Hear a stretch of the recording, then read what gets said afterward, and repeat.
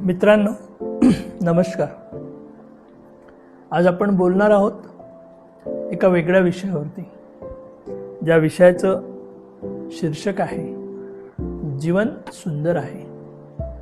आपण लहान लहान गोष्टीतनं आयुष्यात आनंद घेऊ शकतो, पण काय झालं की आज लोक खूप कोत्या मानसिकतेचे झालेत।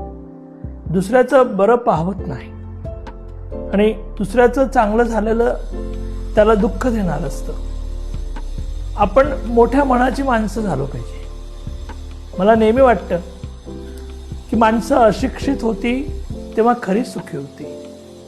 त्यांना इतरांच्या सुखामध्ये आपलं सुख वाटायचं, पण आज माणसं मोठी झाली, शिकली, खूप पैसा आला, खूप गोष्टी प्राप्त झाल्या, समाधान आलं, पण मनातलं समाधान मात्र त्यांच्या प्राप्त झालं नाही।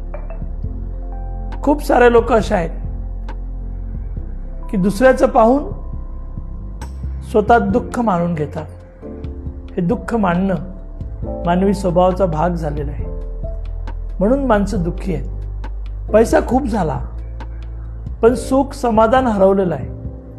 मला असं वाटतं की माणसाचं जगणं हे सुखी समाधानाने असलं पाहिजे, आणि सुखी समाधानाने जगण्यासाठी काय लागतं? फक्त मनाचा मोठेपणा लागतो। मनाचं इतरांचं सुख स्वीकारणं लागतं।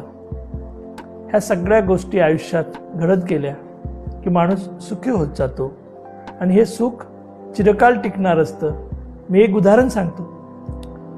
आता लोक सगळे सोशल मीडियावरती खूप सक्रिय झालेत। एखाद्याचा वाढदिवस असला की नाही, सकाळी व्हॉट्सअपवरती केकच्या लाईन टाकून देतात, खूप शुभेच्छा देतात, खूप गोड बोलतात, पण तोच माणूस जर प्रत्यक्ष दिवसभरात कधीतरी दिसला तर साधं त्याला तोंडानं शुभेच्छाही देत नाही।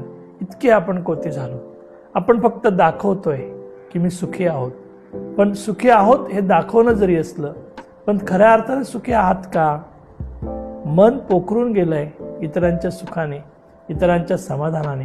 मला असं वाटतं प्रत्येकानं दुसऱ्याच्या सुखात आपलं सुख मानलं, दुसऱ्याच्या सहवासात आपला सहवास मानला, दुसऱ्याच्या मदत करण्यामध्ये आपल्याला सुख मानलं, तर आपलं आयुष्य सुखी झाल्याशिवाय राहणार नाही। आयुष्य असतंच किती, प्रत्येकाला जायचं आहे खरं असलं तरी माणसं किती धावत असतात। हे धावणं माणसाला दुःखी करत असतं। अतिमहत्वाकांक्षा माणसाला दुःखी करत असतं। अपेक्षा माणसाला दुःख देत असतं। म्हणून जगण्याविषयीच्या, जीवनाविषयीच्या, इतरांच्या संदर्भातल्या अपेक्षा आपल्या फार सीमित असल्या, फार कमी असल्या।